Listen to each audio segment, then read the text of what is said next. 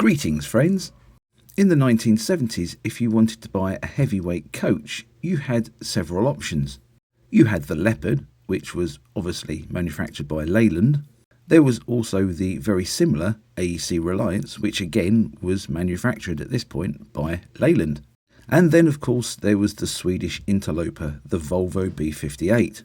Now there were other manufacturers building coach chassis at this time, such as Bedford, but the Bedfords tended to be very lightweight and was a little bit of a niche market. As we see with Volvo, imported chassis were starting to trickle into the country and find favour with some operators.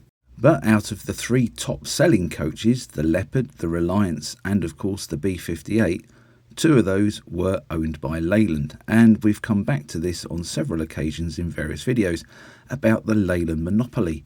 Now before I go on, I have done videos on the Leyland Leopard and I have done videos on the Volvo B58, and I will try and remember to put a little link to those up in the top right hand corner next to my channel icon, so you can watch those after you've watched this video of course.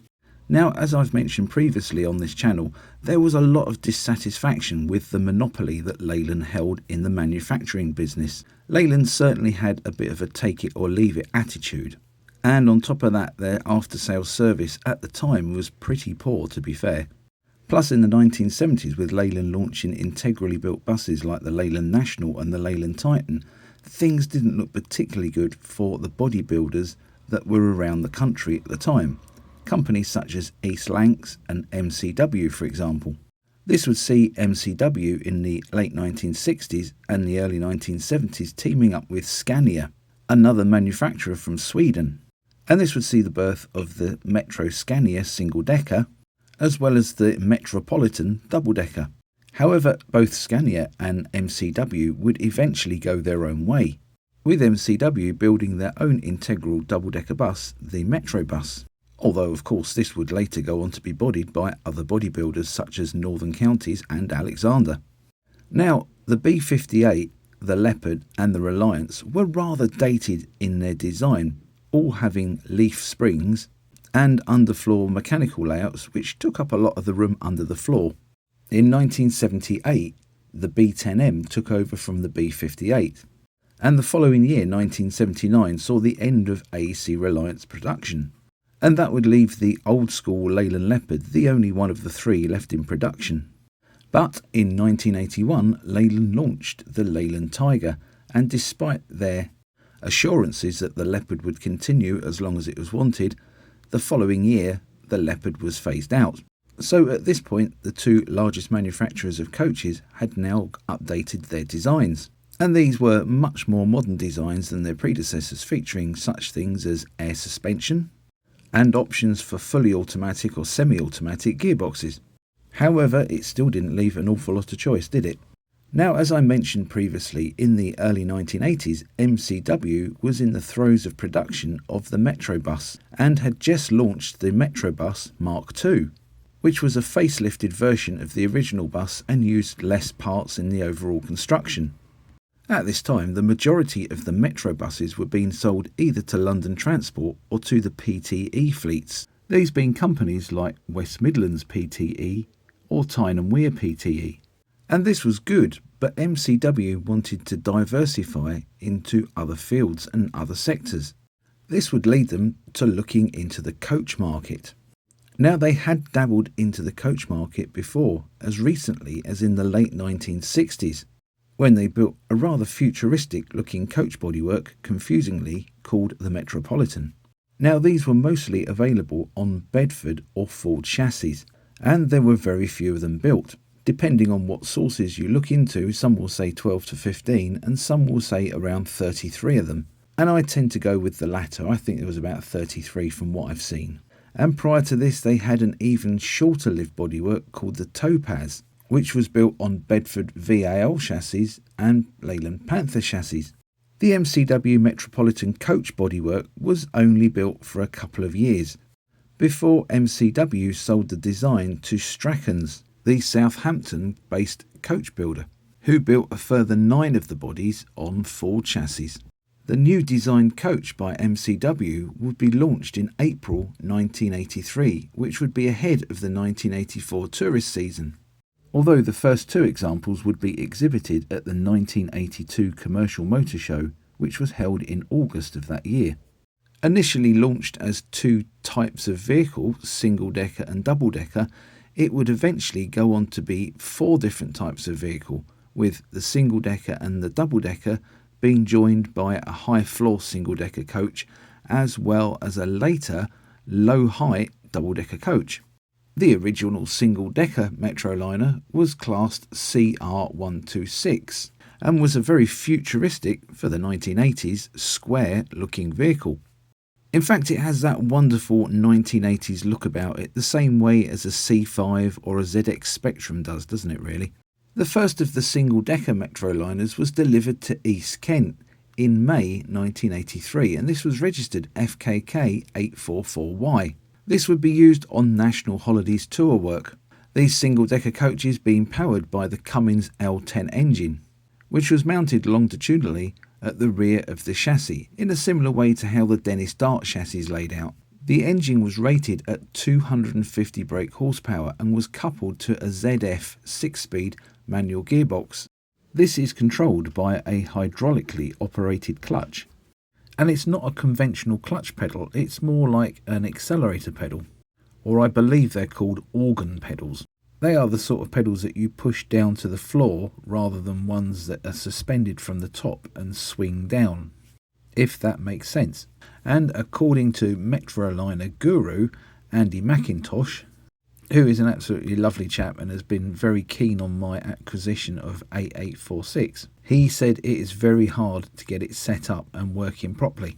Now, another interesting fact is apparently the design should have been for a fully automatic gearbox to be installed, but East Kent preferred manual gearboxes in its coaches. Now, I believe that automatic gearboxes were fitted to the other Metroliners that went to other operators. Now, I could be wrong on that. Please comment down below if I'm wrong. These coaches also featured air suspension and had a straight ladder frame chassis. Now, interestingly, it was anticipated that the Metroliners would be able to be bodied by other bodybuilders. Other operators, aside from East Kent, were Strathclyde PTE, Alexander Northern, Scottish Omnibuses, and Eastern National. Sadly, there would only be 21 of these coaches built. The first 11 were built to the original square, boxy looking 1980s style. But starting from the first of the second batch for East Kent, which was A848OKK, the Metroliners featured a more rounded, styled front end, which was very similar to the Highliner Metroliner coach. The remainder of the East Kent batch and the 4 for Eastern National having this facelifted front. The most numerous of the Metroliner variants was the double-decker type, and these were designated as the DR130, with the first one appearing as a demonstrator back in August 1982. This was given the registration TSX1Y and was finished in the very attractive Scottish CityLink livery of predominant yellow and 3 shades of blue stripes. Despite the livery, it was owned by MCW of Birmingham and used as a demonstrator initially. It was a 69-seater with 53 seats upstairs and 16 seats downstairs and contained a toilet and servery. And straight away when you look at it, you can see that there's a little bit of the Standerwick Bristol VRL actually in the design, can't you, with the big boot area at the rear of the lower deck. The design for the double-decker Metroliner was taken from the 3-axle Metrobuses that were being built for Hong Kong. And the design was similar to the Metrobus in having the Cummins L10 engine transversely fitted across the rear of the chassis. To shift the extra weight and the extra bulk of the double-decker, this was rated at 290 horsepower and drove through a Voith 4-speed fully automatic gearbox. Now, interestingly, these were designed specifically for express coach services in the UK, and as a result of this were built at a slightly higher height than most double-decker coaches, this being 4.23 metres or 13 foot 9 in old money. Now, most double-decker coaches are built to a height of 4 metres, which is 13 foot. The reason for this is the maximum permitted height in continental Europe, but it sometimes can make coaches feel a little bit claustrophobic and cramped, especially on the lower deck. The Metroliner double-decker being built to a slightly higher height allowed for more headroom within the coach, which on those repeat services must have been a bit of a godsend if you was a slightly taller steward or stewardess. However, by doing this, MCW were restricting the after-sales appeal, as many operators wouldn't be interested in a coach that they couldn't use abroad. The double-decker Metroliner was not only popular with the Scottish bus group, who would go on to take a further 11 of them, but also with various national bus company subsidiaries, with the majority of these being built to Rapide specification. There was also a National Express non-Rapide version built, and while it was undoubtedly luxurious, it didn't feature the Rapide things such as a toilet, a servery, or the video screens. These non-Rapide National Express Metroliners, when new, seated either 83 or 84, with 55 seats upstairs and either 27 or 26 seats downstairs. The Rapide Metroliners also had 2 doors, and most of the boarding went on in the middle door from memory, whilst these non-Rapide Metroliners only had 1 door, and that was at the front. The non-Rapides also tended to be fitted with a forward staircase as well, behind the driver. Now, I remember travelling on one of the West Yorkshire Metroliners from London Victoria up to Leeds, Bradford and Keighley, and I must have only been about 10 or 11 at the time, but the wow factor was there. It's hard to explain to anybody that hasn't grown up in a world of Plaxton Supremes and duple dominant bodied coaches what their first thoughts were when they saw one of these leviathans sitting at Victoria Coach Station waiting to whisk you off to far-flung locations. Well, okay, not far-flung locations, Bradford and Keighley, as I said before. But if you could get the front seat, which on at least one occasion we did, it was an absolutely epic journey up the motorway, made even better by the fact that ham sandwiches and Coca-Cola could be brought to your seat by the happy hostess. There was even a film to watch as well, and from what I remember sitting in the front seat, you couldn't really see the video monitor very well, but it didn't matter because you had a beautiful vista in front of you. I was absolutely smitten with these coaches when I went to ride on them, and I believe we got to do at least 2 round trips in Metroliners before Yorkshire Traction took over the route and put on these Plaxton 4000 bodied near-plan coaches with Gardner engines. Don't get me wrong, they were nice coaches, but they weren't quite as nice as the Metroliners. Now, as I said before, the Metroliners found themselves with all sorts of owners, from Midland Red, Midland Fox, Crosville, Shamrock and Rambler, United, Ambassador Travel, West Yorkshire, as I mentioned before, Western SMT, Scottish Omnibuses and Alexander Northern. There were some very colourful double-decker Metroliners as well, which was certainly anything but standard in their liveries, and these were for companies such as City of Oxford, Tyne and Wear PTE, who wore the liveries of Armstrong Galley, and those that operated on the London Liner service owned by London Coaches and West Midlands PTE. Now, as I mentioned before, due to their height, they were very restricted in what they could do once their National Express and their Rapide days had finished, and this limited their appeal on the second-hand market. However, a use was found for them, and it was a use that, at the time, nobody could have foreseen at all. Ensign Bus were running their London Pride sightseeing operation, and this was going from strength to strength and needed bigger vehicles. These bigger vehicles, of course, being the Metroliner coaches. They could be fitted with 67 seats upstairs in the open, and at the time that was a capacity that could not be matched by any other type of vehicle.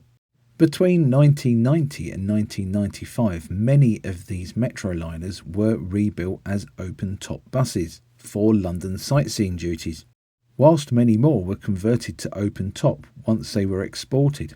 And there's still a few of these around today, and one of them has been retained by Ensign Bus and is absolutely immaculately restored. And if you do a search here on YouTube, I'm sure you'll find some videos of it driving around Southend. The last of these impressive double-decker buses was D193 ESC, which was built in July 1987 for Eastern Scottish. Now these would be followed by the rarest variant of all, the DR140 Metroliner 400 GT. And these were built as an attempt by MCW to broaden the appeal of their double-decker coach. These being restyled and built to the 4-metre height limit, which would have made them suitable for touring on the continent. Sadly, only 3 examples of these coaches would be built between 1987 and 1988. Now we're going to backtrack a little bit, because after the single-decker Metroliner was announced and after the double-decker Metroliner was announced, MCW also announced a high-floor version of the Metroliner. And this would be the HR131 Metro Highliner. And this differed to the original MCW Metroliner coach not only in the height of the floor, but also the fact that it was a fully integrally built vehicle, whereas the original Metroliner single-decker was a more traditional body-on-chassis style build. The Highliner was launched at a special one-coach exhibition held at the National Agricultural Centre at Stoneleigh in Warwickshire. And like its original single-decker cousin, it was designed for long-distance and continental travel.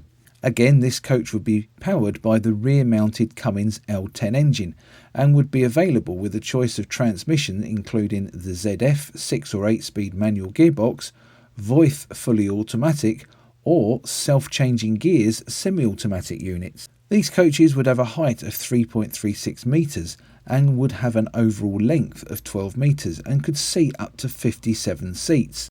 And interestingly, the prices started at £79,500 for a complete vehicle. And that does sound like you're getting a bit of a deal, but in today's money that would be the equivalent of £342,833. The bodywork on these coaches was fitted with the more modern styled rounded front end. Interestingly, MCW was hoping to build between 200 and 250 units a year by 1985. Now, as we know, hindsight shows us this didn't happen.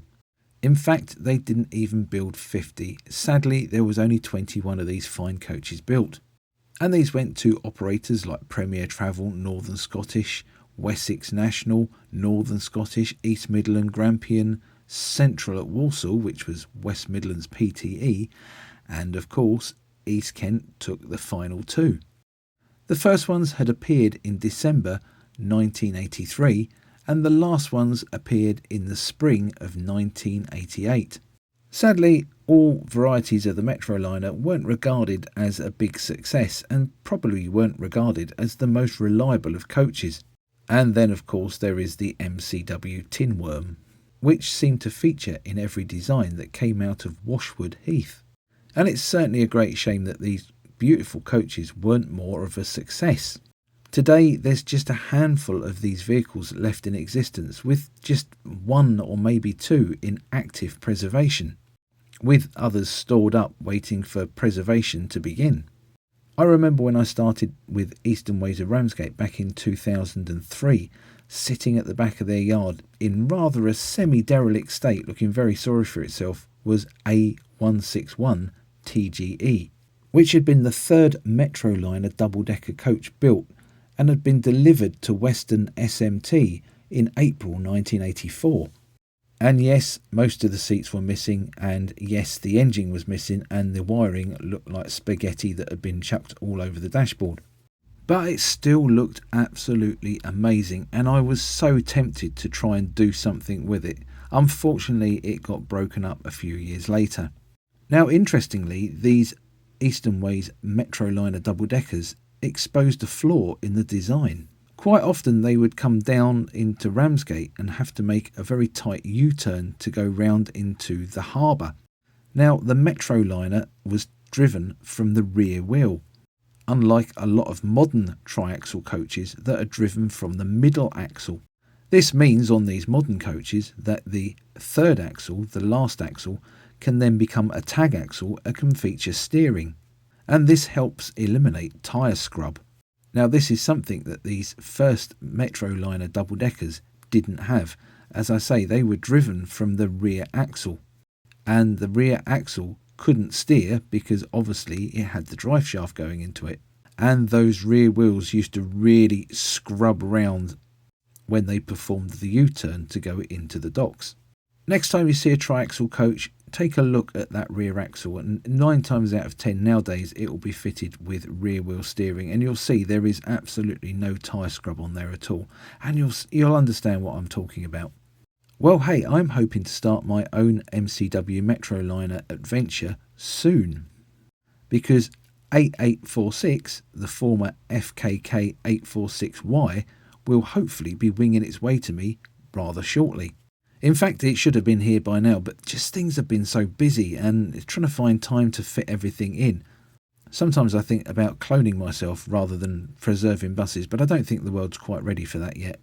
But as soon as anything happens with 8846, you will be one of the first ones to know, because of course there will be a video about it.